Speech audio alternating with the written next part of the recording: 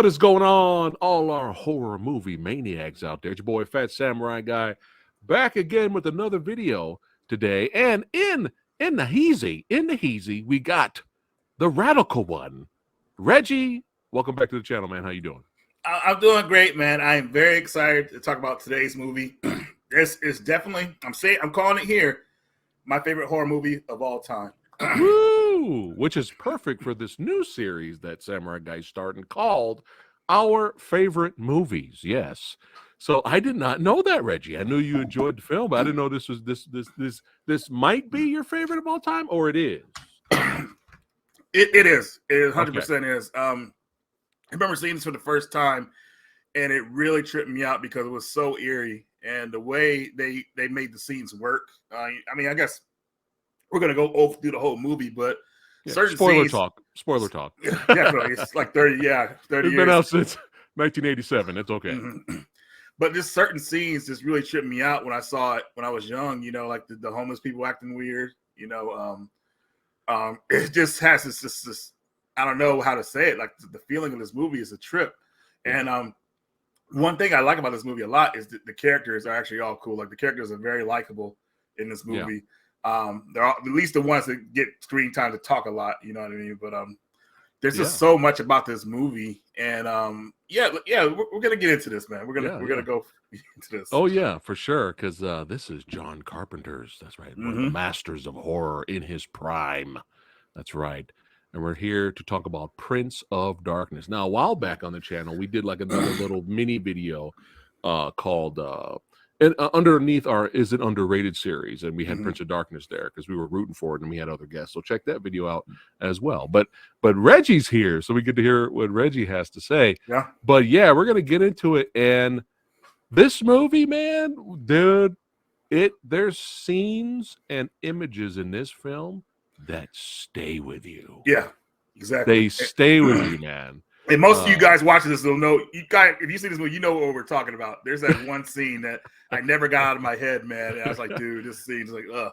Yeah, we're gonna get to that, but let's go back in time to 1987. Yes, that's right. This is written and directed by John Carpenter, starring the always amazing Donald Pleasance. I shot him 6 times. You know, gotta love that guy. I wish every movie had a Donald Pleasance in it. That'd be nice. That'd be nice. Yeah, I mean, this is perfect. Jameson Parker, Lisa Blunt, and for you Big Trouble in Little China fans, we have Victor Wong and Dennis Dunn. Yep. in this film, as well as comic relief. Oh my god, he's so funny in this movie. Yeah. Man. Oh my god. Oh, and he's a little bit of a prick too, but he's a lovable prick. But yeah, he is funny.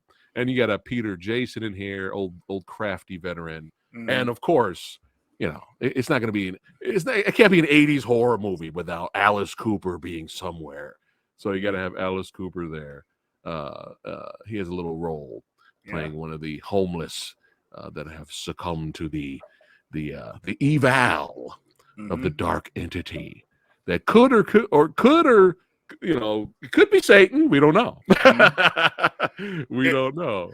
You know, it's funny talking about it. A lot of people to this day think the movie is about the devil, but it's actually, I mean, I guess spoilers. Of course, spoilers. Go ahead. It's about an anti-god, excuse me. You know, it's pretty tripped out.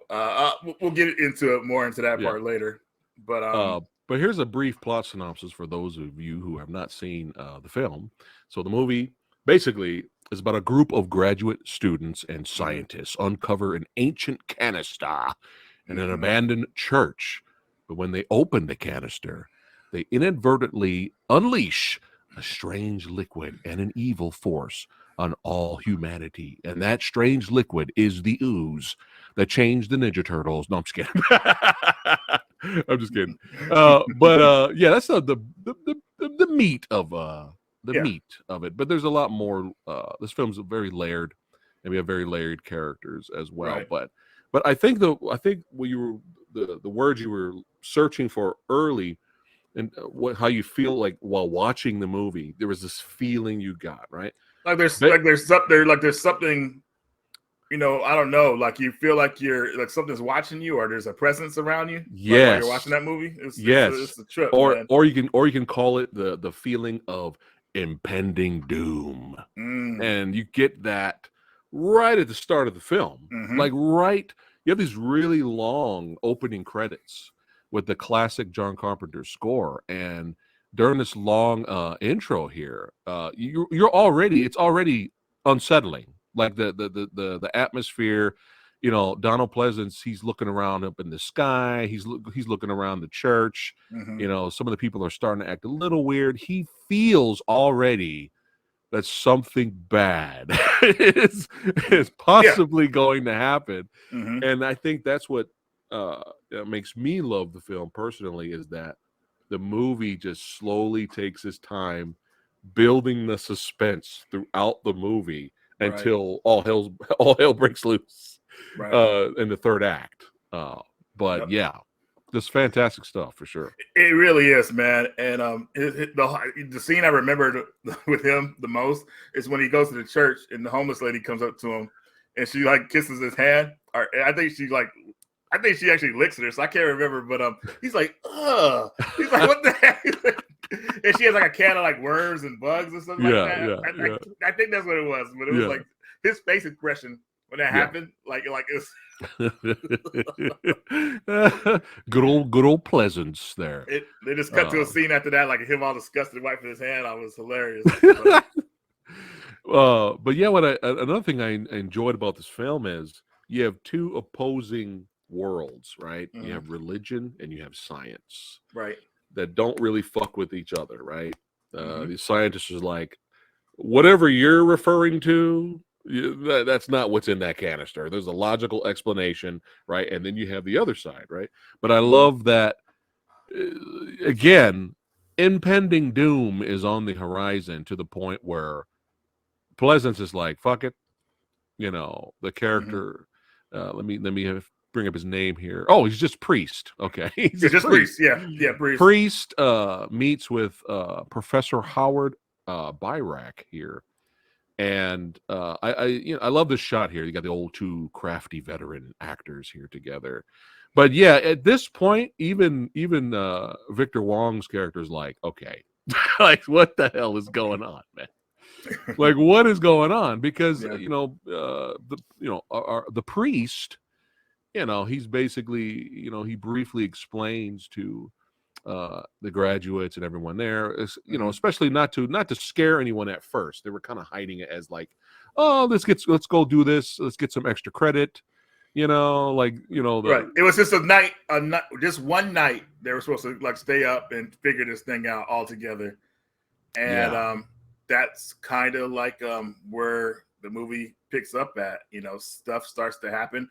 That canister, I felt like it opened itself because it had it had a leak in it or something like that, and then the first victim got infected with it, and and called to her, like she was it was like a summon or something to her, like she got close to it. You're telling her, get away from that thing, get out of there, but she's not listening to us, and she gets hit, and next thing you know, her possession starts, and and then it begins. It really does. It does. And man, the scene, I mean, I hate this keep skipping ahead and all this stuff. No, that's fine. That's fine. But man, here's another scene that sticks with you. It's the one of the guy outside saying, hello? Yeah. Hello? And he's hearing his voice. Oh my God, it's so gross, dude. Yeah. And then like after he's done with his message, the head just tears off like, ah. Oh yeah, I know. And it's just like, because during, the entity is smart. Mm-hmm. The entity's like, they even at some point communicate with it via computer and stuff. Right. And the entity's like, you guys know you're gonna get fucked up, right? Like, it's just a matter of time. Yeah, it was you guys are done. You guys are done. It's just a matter of time since I get out. And then again, like you were saying, he was using other people to, especially on the outside, the homeless that were there, where they were getting affected. They were kind of starting to surround the church. Yep. And at some point, Alice Cooper's character like impales one of the students, and stuff like that. But yeah, this scene where the guy just delivers that message, like you guys are fucked, basically, and then after that, he starts to deteriorate into insects here. You know, I mean, that was a really cool effect here, especially dude. This shot right here. Like when oh my god, when it just breaks apart. Yeah, dude. All you can see is that blackness, and you see his body just like tear up. I was like, oh my god, what the heck is going on? You can imagine being in that situation. Like you're in the church, screwed. Like dude, what the hell are we gonna do? We can't escape. We can't call for help. What do we do? Exactly, because the just what we didn't mention is that the homeless people barricade the church all around, so they can't get out of it. So they're stuck in there. If you do get out, if you do happen to find a way out, a homeless person will be waiting for you. And so it's pretty tripped out, and they're all trying to figure out what to do because there's certain people who are possessed, and if they spray that liquid on you, you're possessed as well. One person, which is funny, he got possessed, but he was fighting it. The guy who played Calder, the guy who plays Eddie Black in Darkman movies. I can't think of any other movies. This actor. There he is. Yeah. He was the only guy that got possessed that seemed to be fighting it. Trying to fight it. He was trying to. He was trying to, but it was too much, man, because he started singing American Grace towards the end. I was like, man, this is a rap, man. But he was fighting. So it was like showing there's maybe if they had got to a sequel to this movie, there may have been a potential to kind of fight if you're infected or whatever. I don't know. Yeah. But they were showing he was trying to resist it, which I thought was pretty cool. Yeah, and he was trying to fight, and then the entity was like, no, and then he made him injure himself. That's why his neck is all screwed up like that, And then after that, he was pretty much underneath the fold there.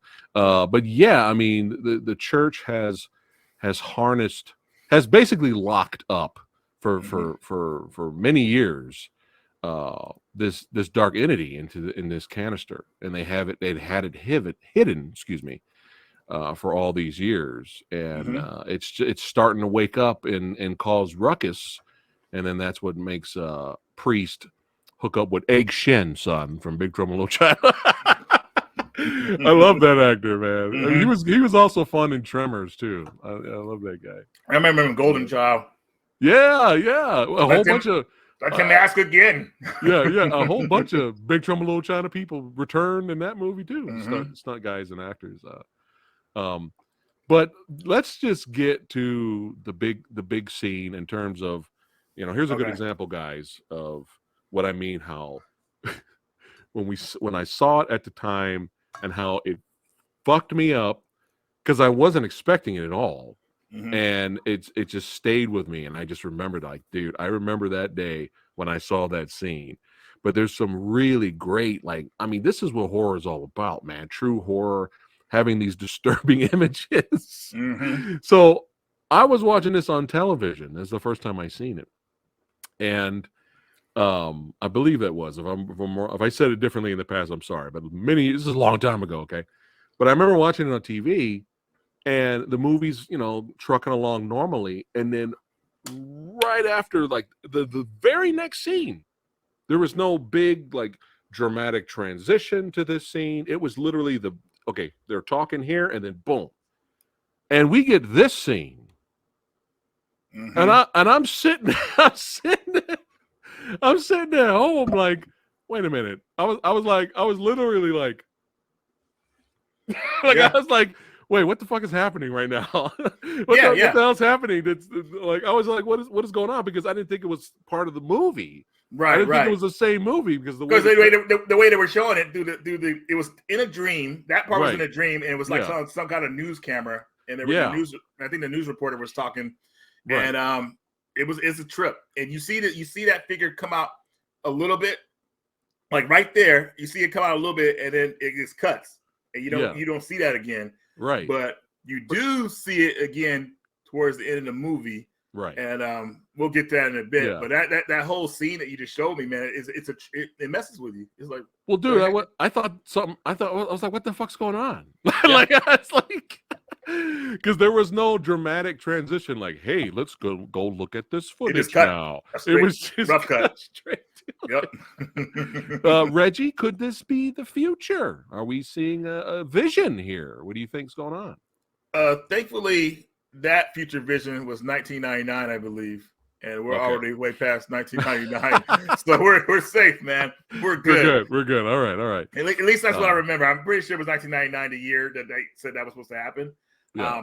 You guys, if I messed up, just correct me in the comments. Right. But man, just going back to that, dude. I'm sorry. It's just like, whoa, that's just it messes with you. Yeah. And I wish they could have added that to the original cover of the movie, because the original cover of the movie looks. If you saw the original poster for the movie, it would make you not really. This movie looks weird. I'm not going to watch it, But the cover, the new cover for it that you have in the background, that's a perfect cover for the movie to draw people in it. Yeah, but man. Which is weird because I think it was the Scream Factory artwork release for the Blu-ray. I'm not sure. I think it was, but if I'm wrong, you guys will let me know in the comments. But it's weird because when it got re-released again on 4K, and I enjoy, I love this movie so much, I had to buy it again on 4K. I got the Blu-ray Steelbook, and then I had to get it again on 4K.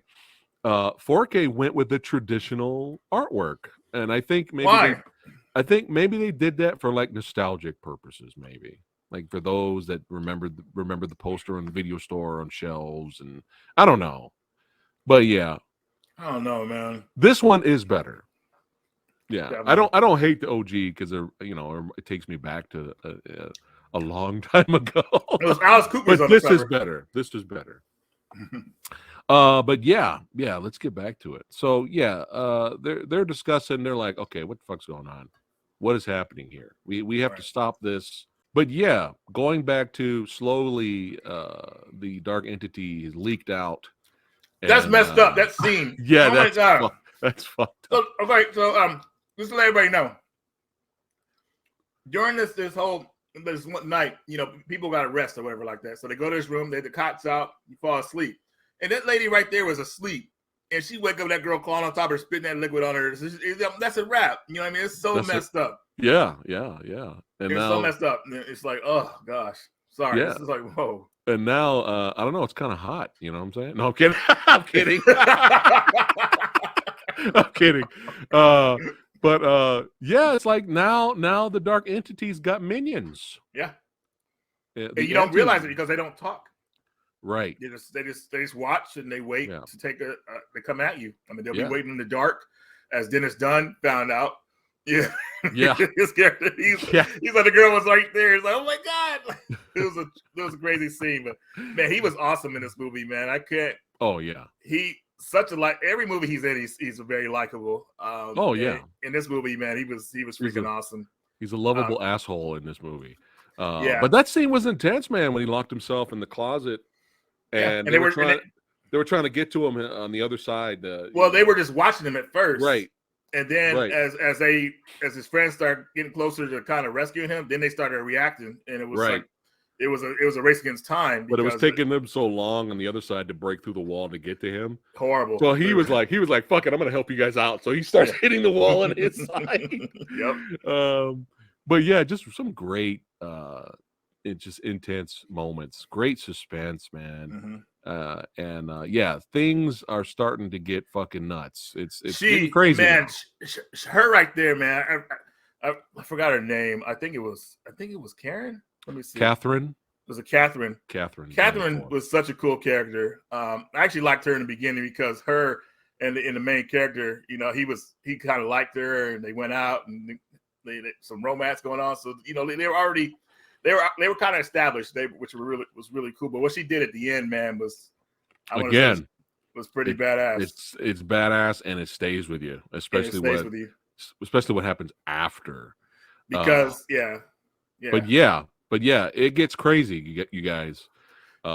This movie's a slow burn at first, but it's a good slow burn because it's suspense building. Carpenter nails it, but then it gets crazy, as you guys can see here. Oh yeah, and then it gets even crazier. I mean, look at this shit. Look at these effects. These effects are great, man. So I forgot her name too. She got some kind of scar. She had some kind of like a sign on her, and when she went to bed, that liquid was on the ceiling, and it just went into her body. It was crazy, man. And she was so messed up, and you can see how deteriorated she was as as the movie was on. Like it's like her body was falling apart, and she was like laughing about it pretty much. It was like, man, and I love so the little hint of using the mirrors to bring the entity through to our dimension, like when she had the little makeup mirror. Yeah, because she was like, that was cool, kind of setting it up there. But I love the fact that the priest was like, fuck this, and he started hiding. Donald Pleasance, he was hiding. He's so good, but I just love it because he started hiding because he went after the girl, and I think he cut her head off. And then another head. This was a great gag too in terms of practical effects, and a great scene where at first Pleasance grabs the axe and he cuts her head off, and then she picks up her own head and puts it back on. It was a great scene. And you guys have to see this movie. You guys have to see this movie. The way he's looking at her, when he looked at it, he's like, pretty much, fuck this, I'm out of here. Yeah. I just love that. I just love that, you know. At first he was like, "I'd kick ass for the Lord," and then he was like, "All right, fuck this. I'm hiding. I'm out of here." Line. I know, man. From another classic movie we might talk about in the future. Yeah, I actually saw that movie in high school for the first time. My teacher brought it to high school, and we watched it, and we got to that part. The whole class was dying, dude. Dude, your teacher showed you Dead Alive. In high school. Yes, Mr. Plummer. I still remember this because we had finished. Everybody did well on this hard ass test, and he brought the movie for Friday. We didn't know what it was. It was called Dead or Alive at the time. That's not the original name. It's called something else. But we watched that movie, and everybody was so tripped out because the part how it starts out at the beginning. Once it gets to that, we got all the way to the part where I kick ass for the Lord. And what's his name again? My teacher, Mr. Plummer. Mr. Plummer. Yeah. Well done. Well done. You are the man. Well done. That's amazing. So now she's trying to bring the dark entity in. We have a huge mirror in the room, and she sees the light. She's reaching in, and just a great shot. I mean, look at this. Look at the cinematography and the visuals here, guys, that are watching. Look at this, bringing in the eval. Now, of course, you could say, well, that she's bringing in Satan, or she's bringing in darkness from legend. Right. But it's like you said, it could be anything. It's the anti-god, you know. You don't know what's in there. It could be hell, or it could be Cthulhu could be hanging out on the other side. I mean, you don't really know. The Cenobites could be on the other side. You don't know. But I like the movie not explaining too much and letting you use your imagination. It makes it more creepy in a way. But she slowly brings the dark entity, the anti-god, through. I mean, think about it, guys.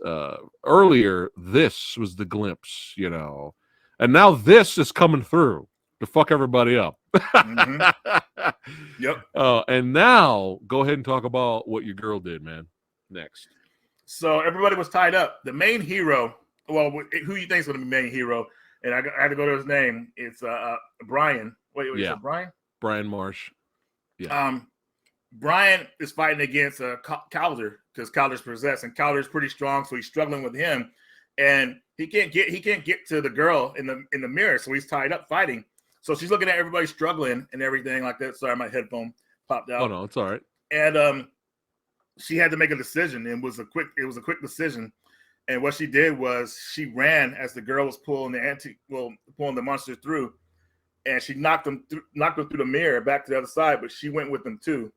And when she was on the other side, she was still right there. She was still trying to reach to get back, which is an eerie scene as well.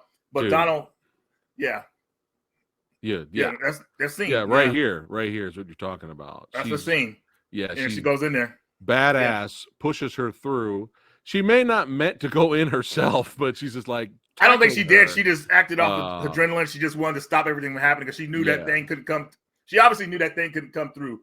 So she pushed the girl through. And what happened was, while she's trying to reach to get back, Donald Pleasance, he throws the axe and seals him away pretty much. Yeah. You know, so and then we get the shot. Like one of the shots that stays with me is once that mirror closes, Boom. Boom. Where's it? There it is. Yep. Look at that shit, That's her dude. trying to reach back, trying to get back in. Dude, it's so fucked up, and I love it. Yeah. But look at that shit, bro. That's nightmare fuel. It is. They could have made that into the poster somehow, or added Yeah. into the yeah. Yeah, dude, look at that. I mean, this is phenomenal stuff, guys. Phenomenal stuff. And it's just fucked up and kind of sad. And it stays with you, not just because of the horrific imagery we got going here, but just you like the character, and she sacrificed herself to save the world at that point. Man, just really great stuff, dude. I guarantee you, Reggie, if they remake this movie today, the female lead will live. I guarantee you, he will live. It'll be a happy ending. There'll be a happy ending. She'll get married to the guy. They'll have kids and be like, "Yeah." If the character is actually anything like her character was, she'll be likable. I mean, people will be rooting for her to live. They want that, of course, because the thing about John Carpenter movies, folks, sure you guys realize this, but man, they have some sad endings sometimes, and sometimes they just end. And the way Prince of Darkness ended, I was like, dude, you bastards, man. I know, but it's you remember it. You know, you do remember it. You do. I just wish it that sticks with you. And then we cut to so she's a badass. She basically saved the world, like you said, sacrificed herself. She did. And then we cut to her love interest Brian having a dream, or is it a vision of what's to come? And this time we have Catherine here. Catherine's coming through. Is she the new host for the anti? Oh yeah, God. What are we looking at here? But what's interesting? What's interesting is right after that, Brian wakes up in a cold sweat. He freaks out. Well, he looks to his right. It is like a dead version of her. Then he wakes up. Ah! Yeah. So that's why I love about this movie is like it's up to you. What do you think's going to happen? What's your theories? Let's get talking. You know, it's up to the viewer. They don't just spell it out for you. You know, it's funny. That's what I don't like about the movie. I want to know. I want a proper ending. All right. Closure to the story. So they want us thinking, and I get it. Yeah. We're thinking about it like this so many years later after it's come out. But I just wish that they could have got some kind of sequel done because I was interested. I think that it should have been a 2-part movie. It could have been. I could totally see a sequel for sure. Yeah. Like I could totally see one. But so since we're on this topic here, so when after he wakes up from his dream, his nightmare, freaking out that the love of his life might be the new anti-god, he looks at the mirror in front of him, and he looks at it, and he walks towards the mirror. And he slowly reaches out towards the mirror, and then the screen cuts to black, and it goes to credits. I was like, yes! And were you like, no? Dude, I hate those type of endings, man. It's like, oh my god! But like, but the positive effect they have is they stick with you, right? You know, and I think that's what John Carpenter was going for. Yeah. Golly, dude, that movie. You just don't know what's gonna happen. You know. You know what's funny is in the trailer for this movie they show him reach towards the yes mirror, and the words come after him. Right. That's what I was gonna say. So folks, he's reaching out just like he is at the end of the movie, and all of a sudden the words Prince of Darkness come crashing back at him. You hear him scream. It's so hilarious how it looks. It's just great. Yeah. Those classic old school 80 trailers, man. You gotta love them. Definitely. You know, I don't know what it is, but the older the trailers are, they show the whole fucking movie in the trailer back then, man. I was like, you're showing everything, which is that also amuses me as well. But yeah, this is phenomenal, man. Phenomenal. And again, I ended up liking it more the more I watched it. The first time I watched it on TV, and I was freaked out. I was like, what the hell? You know, it was unsettling, but in a good way, man. That's what we're talking about. Real horror, man. You know, and but like I liked it, But then Right. it wasn't a couple of years later went by. I revisited again on DVD, and I ended up loving it. And then Blu-ray, love it even more. And in 4K, it's one of our favorite movies, which is the theme of today's show. So Yeah, yes, definitely. yes. And another thing about the TVs when you watch it on TV, they actually have extra scenes in the TV version. So Oh, it's like really? our alternate scenes.